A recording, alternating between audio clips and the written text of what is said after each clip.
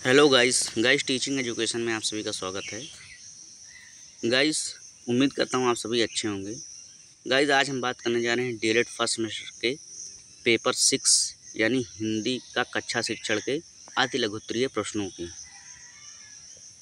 जैसे कि दोस्तों आप सभी को पता होगा कि अगस्त में आपकी परीक्षाएं संभावित हैं, डीएलएड फर्स्ट सेमेस्टर और थर्ड सेमेस्टर की। तो दोस्तों ये डीएलएड फर्स्ट सेमेस्टर हिंदी की आज पहली क्लास है, जिसमें अति लघु उत्तरीय प्रश्न लिए हमने। इसमें पहला प्रश्न है दोस्तों, आ और चीन तथा उचित का क्रमशः विलोम शब्द लिखिए, मतलब विलोम लिखिए। तो दोस्तों आ और चीन का तो जो विलोम होता है प्राचीन होता है, मतलब आ और चीन का मतलब नया और प्राचीन मतलब पुराना, और उचित का जो विलोम शब्द हो जाएगा अनुचित हो जाएगा। आ और चीन का विलोम शब्द प्राचीन और उचित का विलोम शब्द अनुचित। फिर अगला क्वेश्चन है दोस्तों, अग्नि कौमा अमृत तथा गणेश के दो समानार्थक शब्द लिखिए। अग्नि कौमा अमृत तथा गणेश के दो समानार्थक शब्द लिखना है दोस्तों। इसे पर्यायवाची भी कहते हैं दोस्तों। समानार्थक मतलब पर्यायवाची भी, मतलब लगभग दोनों का अर्थ एक ही है, समानार्थक और पर्यायवाची। तो अग्नि का हो जाएगा दोस्तों अनल, पावक, आग। और दोस्तों फिर अगला है जो अमृत है, तो अमृत का पर्यायवाची या समानार्थक शब्द क्या हो जाएगा? पीयूष, सुधा, सोम। क्या? अमृत का पीयूष, सुधा, सोम। अम्लीय भी होता है दोस्तों, अम्लीय, पीयूष, सुधा, सोम।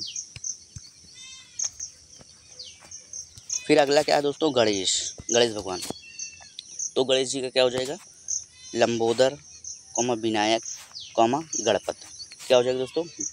लंबोदर, विनायक, गणपत। फिर दोस्तों अगली स्लाइड चलते हैं। अगला क्वेश्चन है, शब्द एवं पद से आप क्या समझते हैं? शब्द एवं पद से आप क्या समझते हैं? तो दोस्तों वर्णों के सार्थक मेल को शब्द कहते हैं। वर्णों के सार्थक मेल को शब्द कहते हैं। जैसे मान लीजिए जैसे माँ और धन्ना। क्या दोस्तों? माँ और धन ना मिलकर दोस्तों क्या बनेगा? मन। तो ये हो गया वर्ण, और ये जो मिला ये शब्द हो गया। तो वर्णों के सार्थक मेल को शब्द कहते हैं। अब पद क्या है? तथा कविता की कुछ पंक्तियों के मेल को पद या छंद कहते हैं।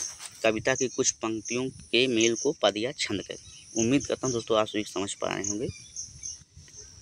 फिर अगला क्वेश्चन है कि दोस्तों अंश एवं अंश में अंतर लिखिए। एक में दोस्तों सरौता वाला सा है, एक में सलीफा वाला सा है। तो जिसमें सरौता वाला सा है इसका मतलब क्या हो जाएगा? कंघा। अंश का मतलब क्या हो जाएगा? कंघा, जिसमें सरौता वाला सा। और जिसमें सलीफा वाला सा है उसका मतलब क्या हो जाएगा? अंश का मतलब भाग, टुकड़ा। फिर दोस्तों अगला क्वेश्चन है कि अग्ग और उन्मुख शब्द का क्रमशः विलोम लिखिए। अग्ग और उन्मुख शब्द का विलोम शब्द लिखना है। तो दोस्तों अग्ग का जो विलोम शब्द होता है विज्ञ होता है, और उन्मुख का जो विलोम शब्द होता है विमुख होता है। फिर दोस्तों अगला क्वेश्चन है, भ्रंग और बिटप शब्द के क्रमशः दो पर्यायवाची लिखिए। भ्रंग और बिटप शब्द के क्रमशः दो पर्यायवाची लिखिए। दोस्तों भ्रंग का हो जाएगा मधुप, मधुकर, भ्रमर, भंवरा। क्या हो जाएगा भ्रंग का दोस्तों? मधुप, मधुकर, भ्रमर, भंवरा। फिर दोस्तों बीटक का क्या हो जाएगा? बीटप का दोस्तों इसका हो जाएगा तरु, पेड़, वृक्ष, पादप। मीन्स बीटप जो है ये वृक्ष, पेड़, पादप, तरु। फिर दोस्तों अगला क्वेश्चन देखते हैं, श्रुत लेख का क्या उद्देश्य है? श्रुत लेख का क्या उद्देश्य है? तो दोस्तों श्रुत लेख का मतलब पहले जान लेते हैं। जो श्रुत लेख का मतलब होता है दोस्तों वो होता है सुंदर लेख। क्या होता है? सुंदर लेख। तो इसका उद्देश्य क्या है दोस्तों? श्रुत लेख को अंग्रेजी भाषा में डिक्टेशन कहा जाता है, और डिक्टेशन की हिंदी इमला भी होती है दोस्तों। श्रुत लेख को इमला भी कहते हैं दोस्तों। अध्यापक बच्चे को कक्षा 5 में ही सुलेख या श्रुतलेख की शिक्षा देना आरंभ कर दें तो अच्छा होगा। श्रुतलेख सुनकर लिखा जाता है। इमला जाहिर सी बात है दोस्तों, इमला जानते होंगे आप, शिक्षक बोलते हैं और बच्चे लिखते हैं, तो सुनकर ही लिखा जाता है। अध्यापक बोलता जाता है और छात्र उसे लिखते जाते हैं। श्रुतलेखन का उद्देश्य हिज्जे दुरुस्त करना तथा लिखने में तीव्रता का विकास करना होता है। श्रुतलेख का मतलब दोस्तों सुंदर लेख भी, और इसमें जो मात्रा पाई मात्रा होती है इसमें भी सुधार होता है और लिखने की स्पीड में भी सुधार होता है। फिर दोस्तों अगला क्वेश्चन देखते हैं, छा वर्ण किसके योग से बना है? छा वर्ण किसके योग से बना है? तो दोस्तों छा वर्ण आधा का प्लस षटकोण वाला सा से मिलकर बना है, इज इक्वल टू छा। आधा का जिसमें हलंत लगा दोस्तों आधा का और फिर षटकोण वाला सा, जब आप दोनों को मिला देंगे तो ये छा बन जाएगा, क्षत्रिय। फिर अगला क्वेश्चन दोस्तों, समानार्थी शब्द का आशय लिखिए, इसका मतलब अर्थ क्या है? अब यहाँ पर देखिए, आप लोग खुद देख सकते हैं, इसकी परिभाषा बताई गई है। एक अर्थ को प्रकट करने वाले अनेक शब्दों को पर्यायवाची या समानार्थी कहते हैं। जब पहले क्वेश्चन मिला था तो मैंने बताया था दोस्तों कि समानार्थी और पर्यायवाची एक ही हैं दोस्तों, कहीं समानार्थी लिखा रहेगा कहीं पर्यायवाची। आंसर आपको वही देना है कि पर्यायवाची ही पूछा जा रहा है इसमें। फिर दोस्तों अगला क्वेश्चन है कि व्यंजन का अभिप्राय स्पष्ट कीजिए। स्वर व्यंजन, तो यहाँ पर व्यंजन की बात की जा रही, तो व्यंजन से क्या अभिप्राय है? तो दोस्तों जिन वर्णों के उच्चारण में मुख से निकलने वाली वायु को मार्ग में विभिन्न अंगों के टकराने के कारण रुकावट आती, उन्हें व्यंजन कहते हैं। ये स्वर की सहायता से उच्चारित होते हैं।